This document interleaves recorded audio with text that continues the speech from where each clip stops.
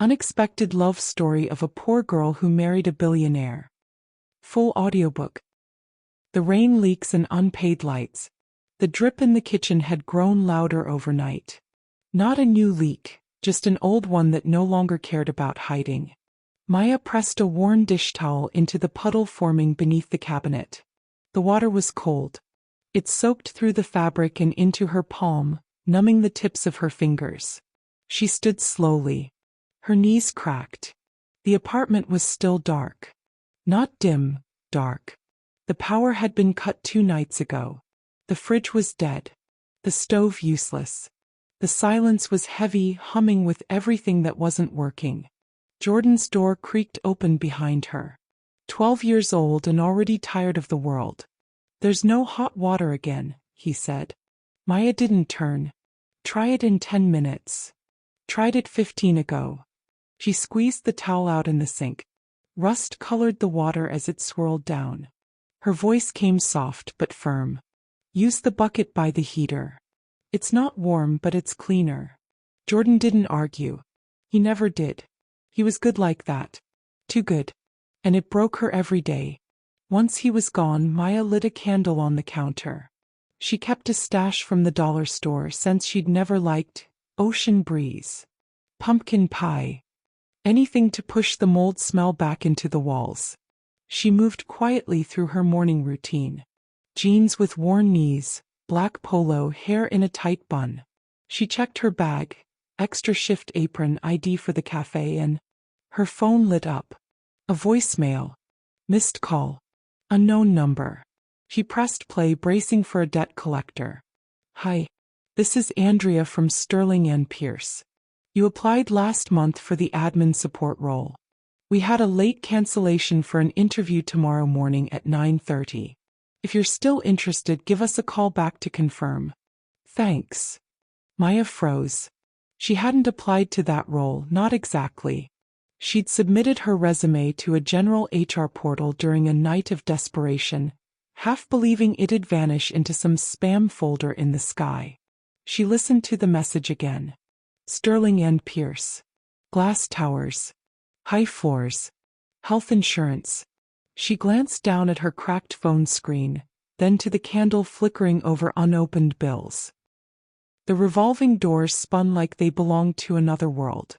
Maya stood across the street, gripping the strap of her thrifted handbag with both hands. Her blouse, one of 2 she owned that still held shape, was tucked into trousers that hadn't been hemmed for her height.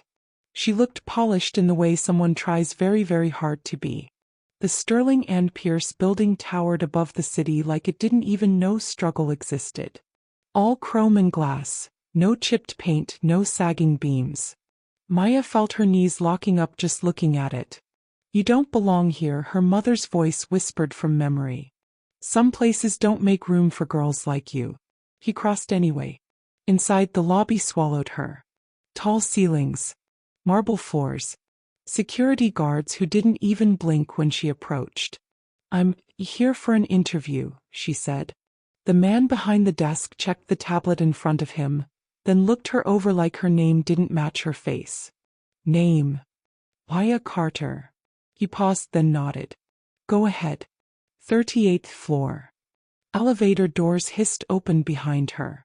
She stepped in, heart beating so loud it drowned out the soft jazz playing from the ceiling. Each floor ticked by like a countdown to exposure. 38 blinked to life. The doors opened. Reception was white and gold, all clean lines and no personality. The woman behind the desk wore red lipstick sharp enough to cut. "Name?" she asked without smiling. "Maya Carter. I had someone called me yesterday about a cancelled interview." He tapped something, frowned. "You're not on the list. Do you have the caller's name?" "Andrea," Maya said, praying she remembered right. "She said there was an opening." The receptionist sighed through her nose, picked up the phone. A low conversation followed, mostly "Yes, Mum, I see." Then, "Have a seat. Someone will be out." Maya sat. Every second stretched. Her hands trembled in her lap, then stopped, then started again. She adjusted her posture 6 times. Finally, a woman appeared. Early 40s, curly hair, blazer too stylish for HR. He smiled, not warmly but not coldly either. Maya Carter? Yes. I'm Andrea. Let's take a walk. Andrea led her into a small conference room with soft lighting and a coffee tray untouched in the corner. She gestured for Maya to sit. So, Andrea said, flipping through a folder Maya hadn't seen her bring in. Your resume came through last month. General admin pool. Honestly, I remember it because of the note you attached. Maya blinked. The note. You said, I learn fast. I've survived worse. I won't waste your time. Not exactly standard, but it stuck with me. Maya flushed. She'd written that at 2 a.m, after her second shift, after crying in the bath so Jordan wouldn't hear. I meant it, she said. Andrea smiled slightly. I figured. We had a dropout last night.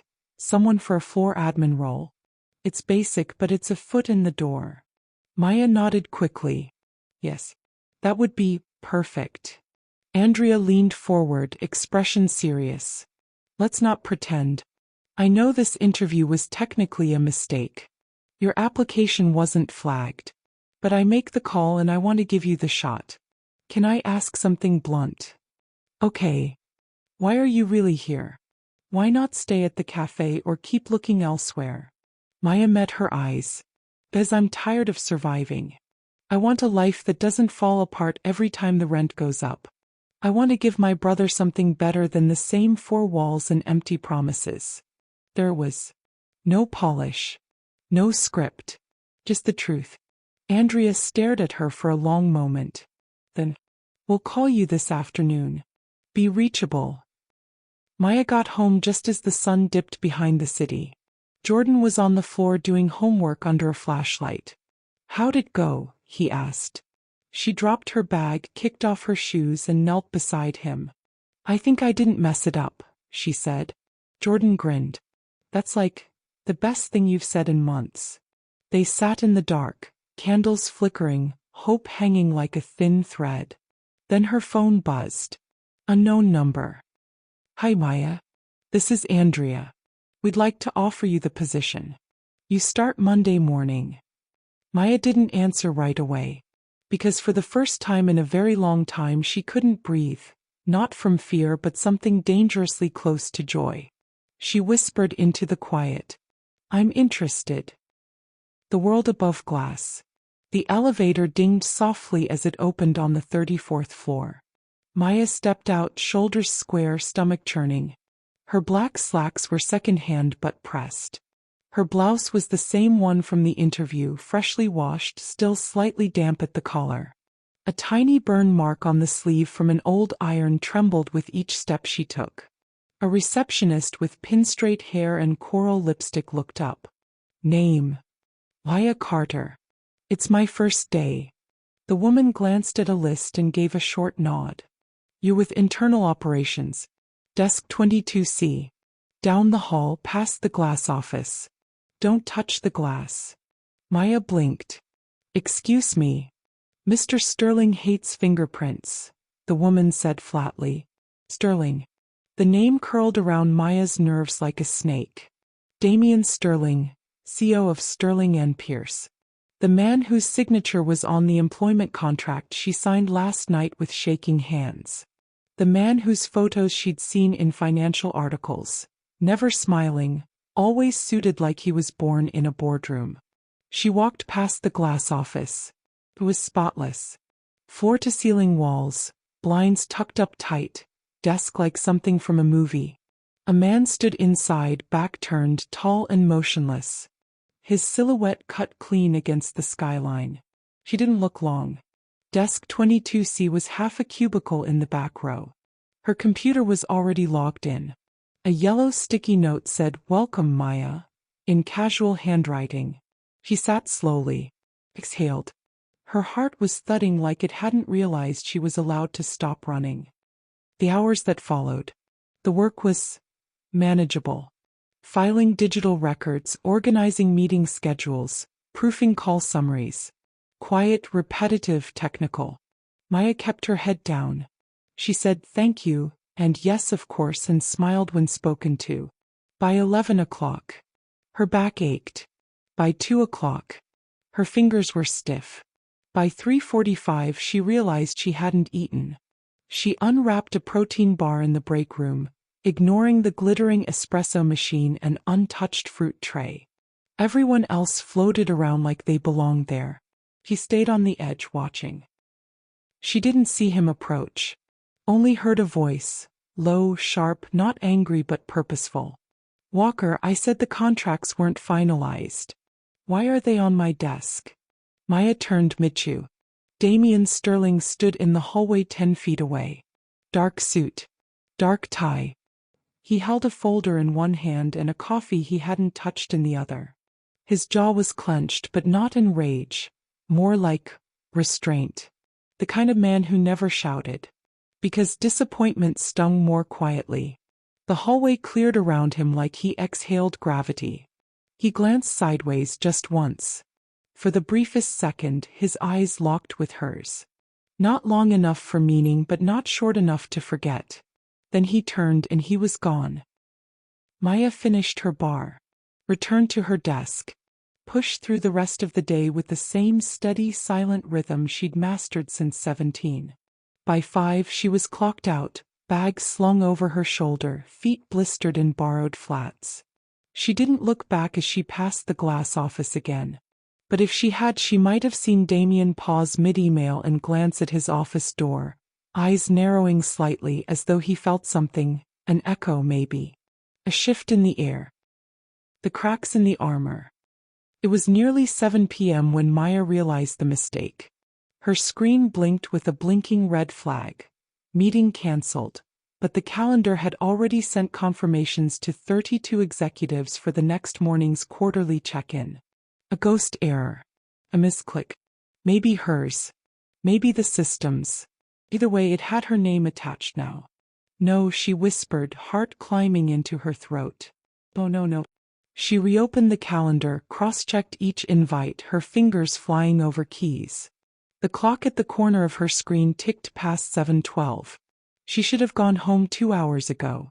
Instead, she stayed, rewriting the meeting schedule manually, one name at a time until her eyes ached. No one else was left on her row. Even the cleaning crew hadn't come through yet. The office lights above her desk dimmed. Auto mode. She had to wave her hand to get them to stay on. Still here. The voice made her freeze. She turned. Damian Sterling stood behind her row. Jacket off, shirt sleeves rolled up to the forearms. He wasn't angry. Curious. Slightly surprised.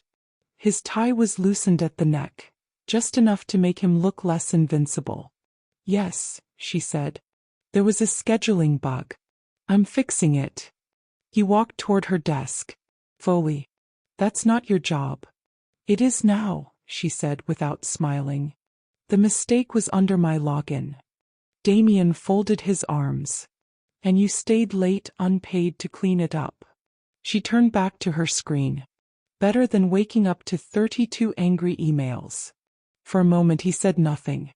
What's your name? He asked. Maya Carter. He nodded once, thoughtful. You're the new admin in operations. Just started this week.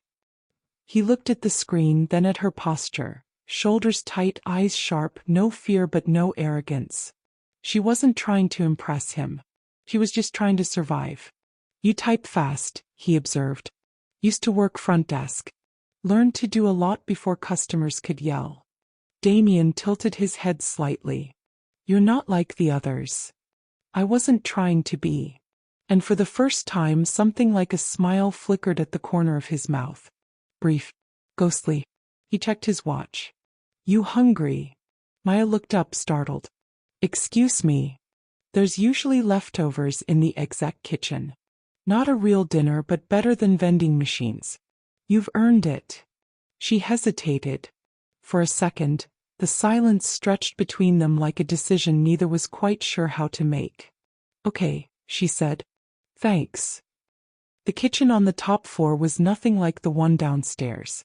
It smelled like fresh herbs and steel-cut luxury. He opened the fridge, pulled out 2 wrapped containers. Pasta. Salad. Artisan bread still warm.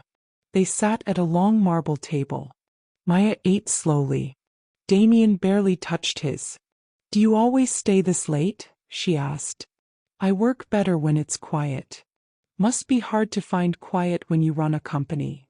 He looked at her again, closer this time, as if he were listening beyond her words. "People listen when I speak," he said. "But no one ever really talks back. That's not listening. That's authority." He let out a breath through his nose. Almost a laugh.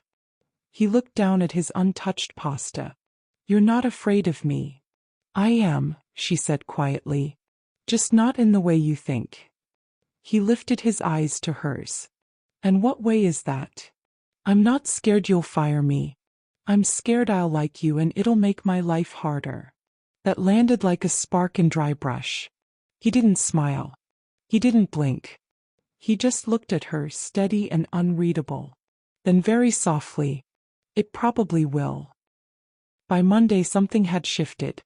Not dramatically. Not enough for the floor to gossip openly. But there were glances. Pauses. And Damien Sterling, Theo normally aloof and unreachable, stopped at Maya Carter's desk twice that week. Once to ask if she could double-check a meeting time he already knew was correct. And once to return a document she hadn't lost. Each time he stayed longer than necessary. Each time she kept her voice even and her face unreadable. But inside Maya was fracturing. The office murmur. It started with small things. People whispering behind paper coffee cups. The way Carol from HR stared a little too long when Damien asked Maya for help redirecting a client call. The unspoken rule. Admin staff didn't speak directly to the CEO unless spoken to first. Maya noticed the shift in air. "Get out while it's still easy," her gut warned. "You need this job more than you need him." She began avoiding the top-floor kitchen. Ate lunch outside. Took the long way to the copy room. But it didn't stop him from noticing. Wednesday evening. Almost 6 p.m. Maya had just printed the weekly call logs and was returning to her desk when the elevator pinged. Damien stepped out. Maya froze. So did he. For a second the entire hallway felt too still. She clutched the folder tighter. He looked tired. Like he hadn't slept. His tie was missing. The sleeves of his shirt were wrinkled. "You avoiding me?" he asked, voice quiet. "No," she said quickly. Too quickly. "You are." "I'm trying not to make things harder." He stepped closer. Not threatening, careful. But not distant either. "You did your job well last week. You've been doing it well every day since. That doesn't change how this looks." He exhaled, ran a hand through his hair. "Then maybe it's good that the gala's public." "What gala?" He blinked. "You weren't told." "Told what?" "You're on the list." Andrea approved the rotation. Friday night. Executive charity auction. Your working registration. Black tie. Maya felt heat rise up her neck. "I don't have anything black tie." He met her eyes. "You will. There's a note on your desk when you get back. Expense code included." She stared at him. He stared back. "Why?" she asked softly. "Because I want to see you in a room where people can't ignore you." "And what happens when they can't?" "I don't know." Friday night. The hotel ballroom looked like it belonged in a dream. Maya wore a rented gown, midnight blue satin, a soft scoop at the back. Her hair was up, clean and sharp, a far cry from her usual braid. She checked names, handed out programs, stayed by the gold velvet rope. Then he walked in. Damien in black tuxedo. Composed. His gaze scanned the crowd and landed, only once, on her. For a heartbeat the room dissolved. Later, as the auction began and the lights dimmed, he passed her again. Closer this time. Not stopping. But he brushed his fingers across her hand.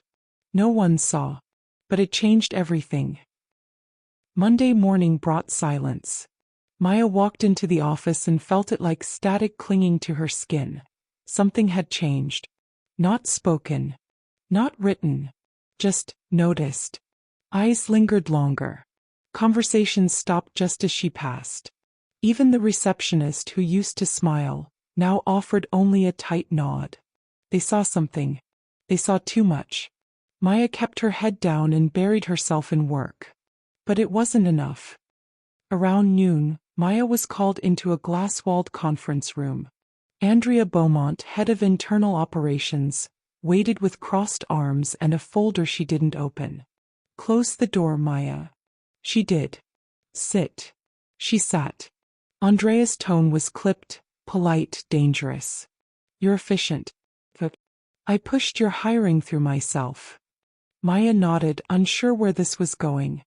But proximity to executive leadership can be misinterpreted. "I don't understand." "Yes, you do."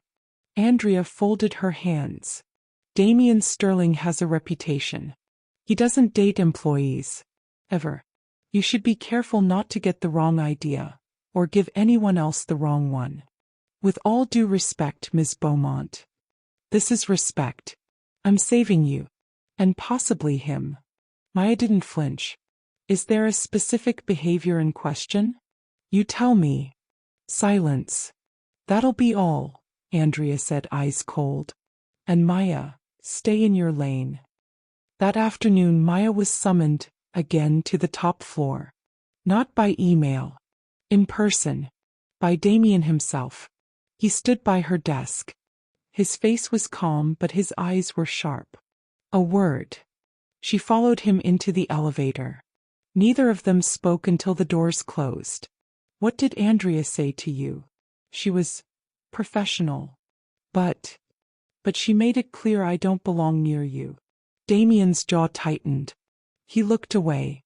"She thinks she's protecting me," he said. "From scandal. From myself. Is she wrong?" He didn't answer. The elevator doors opened onto the executive lounge. No one else was there. "Say it," he told her. "Say what?" "Say you felt something the other night." "I don't need to say it," she whispered. "You already know." "Then why are you pulling away?" "Because I can't afford to be wrong about you." Damien stepped closer. He wasn't smiling. "This wasn't a game. You're not." It happened without plan. He moved just enough and she didn't back away. He touched her cheek. And then he kissed her. Not like a fantasy. Like desperation finally allowed to breathe. The kind of kiss that ruined balance. That made everything louder. When they pulled apart, Maya's fingers trembled. "What now?" she asked. Damien's reply was quiet, firm. "Now it gets harder. The risk becomes real." By Thursday, the whispers turned into voices. And the voices turned into action. Maya arrived at her desk to find an unread email flagged urgent from HR. The subject line was cold, formal. "Mandatory meeting. HR review, professional conduct." She clicked it. 11 a.m. sharp. Conference room 6A. No explanation. No details. Just a time. And a warning written between the lines. She arrived early. The room was already occupied. 2 people from HR, Ms. Lynn and Mr. Corbett, and across the table someone she hadn't seen in weeks. Stephanie Marlowe. Marketing director. Elegant. Blonde. Power-heeled. And Damien's former close contact, if the rumors were true. Stephanie's expression was faintly amused. "Maya," she said like a teacher to a child. "Please sit." Maya did. Her palms were damp. "We've received a report," Ms. Lynn began, "that you may be involved in an inappropriate relationship with executive leadership. Namely the CEO. "Who reported it?" Maya asked. "That's confidential." Stephanie crossed her legs. "You've been seen together. After hours. At events. There are photos." "There's nothing inappropriate," Maya said, voice tight. "I was scheduled to work that gala. I've done nothing outside my role." Stephanie's tone sharpened. Then explain why Damian Sterling skipped 3 senior briefings last week and only responded to your emails. Even I don't get that kind of access. Maybe he respects efficiency. Or maybe you're leveraging attention into power. That did it. Maya sat straighter. Her voice dropped to something colder. If Mr. Sterling's preferences are in question, perhaps he should be asked directly. The door opened behind them. They already had. Damian walks in. No warning. No announcement. Just the hush that followed him like a storm. Damian Sterling. Dark suit. No tie. Eyes locked on Stephanie. This meeting is over. Corbett stood awkwardly. Sir, we're conducting a violation, Damian cut in. Of privacy. Of ethics. Unless there's evidence of misconduct, this isn't an inquiry. It's a smear. Stephanie looked furious. You can't just walk in here. I can. And I am. He turned to Maya. You're coming with me. She rose slowly. Her knees were unsteady, but her voice wasn't. Thank you. They left the room in silence. The door shut behind them with a final click. In the elevator, Maya leaned back against the wall. She was breathing hard, holding everything in. Damian spoke first. I didn't plan that. But you did it anyway. He looked at her. I'm not letting them take you down to hurt me. They'll try again. Then I'll be louder. What if I'm not strong enough for this? Damian stepped closer. Then we get stronger. Together. That sounds like something people say before they fall apart. He brushed a strand of hair behind her ear. Then we'll prove them wrong. Maya didn't sleep that night. She sat on the edge of her twin mattress in her one-room apartment where the radiator still ticked and the neighbors argued 2 doors down. A slice of city light cut through the blinds. She watched it move across the floor like time slipping away. What am I doing? She whispered into the dark. Her phone buzzed beside her. Damian Sterling, if you want to talk, I'm here. No pressure. No expectation. Still, she didn't reply. She needed to know who she was before she answered who she was with. The job offer. The next morning, Maya walked into work early. She packed her things before anyone else arrived. No confrontation. No announcement. Just quiet decisions in cardboard and tape. That's when Damian found her. Are you leaving? I don't want to be a scandal, she said, voice calm but cracked. Not to them. Not to you. Not to myself. He didn't try to stop her. Instead, he handed her an envelope. If you walk out now, it's on your terms. But if you stay, come upstairs. What's upstairs? Something better than survival. She opened the envelope after he left. Inside, a promotion. Executive assistant to the CEO. New salary. Full benefits. Transfer papers. And a note.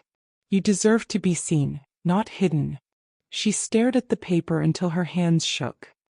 As Maya considered her decision, the past arrived in the form of a voicemail from her older brother, Jared. I heard you're doing well. Corporate job and all. That's great, really. But Mom's rent's late. Just thought you should know.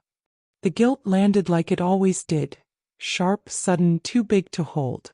She hadn't told them anything about Damian. She hadn't told them much at all. Because with family, love came with leverage. And Jared never let her forget what she owed. Friday evening. Damian stayed late. Maya walked through the silent halls and into his office. He looked up, surprised but hopeful. I'm not staying because of the promotion, she said. I know. And I'm not staying because I want a bigger title. Maya. I'm staying because I'm tired of choosing between who I am and who I'm allowed to be. He stood. Walked around the desk. And who are you? She met his eyes, steady now. I'm someone who's not afraid anymore. He reached for her hand. Then let's stop hiding. And just like that, they were in it. All in. No turning back. The first real war. When love becomes public, so do the consequences. It hit Monday morning. Maya was sipping coffee in the break room when her phone buzzed. 5 messages, 3 missed calls. From Clara Accounting. You okay? Don't look at the news. From Jared. What the hell is this? She opened the link. Headline. Beneath the glass ceiling, Sterling CEO's secret relationship with young employee. 3 photos. One from the gala. One in the elevator. And the last, grainy but unmistakable, of Damien brushing hair from Maya's face on the rooftop terrace. Underneath. Speculation. Timeline. Names. Hers. The office was ice. No one said anything directly, but eyes followed her every step. Conversations paused when she entered. And Stephanie? She didn't hide her smile. Some girls dream of fairy tales, she said in the corridor, voice sugary sweet. Others just sleep their way into them. Maya didn't reply, but her fists clenched. That afternoon Damien faced the board. Maya wasn't there, but she heard pieces through whispers and closed doors. Stephanie led the charge. He's compromised, she argued. Favoritism, scandal, potential lawsuit. Others followed. Our stock dropped 6 points this morning. Media exposure is unacceptable. What's the plan for damage control? Damien didn't flinch. There's no plan to apologize for a relationship between 2 consenting adults. Stephanie's smile sharpened. Then you're betting your legacy on her. No, Damien said. I'm betting on the truth. By night, Maya stood in Damien's apartment. It was the first time she'd seen it. Glass walls, clean lines, silence so thick it felt like judgment. She stared out at the city, still holding her coat. I didn't sign up to be a scandal. Damien approached. I can fix this. Can you? She asked, turning. Because I've been reduced to a headline. My family saw it. My brother called to say I finally showed my true colors. Then they never saw you at all. They're the only ones who ever did. Silence. Maya's voice cracked. I'm not strong enough for this. Damien reached for her, but this time she pulled away. I need to be alone. And then she left. A line in the sand. Maya hadn't set foot in her mother's apartment in almost a year.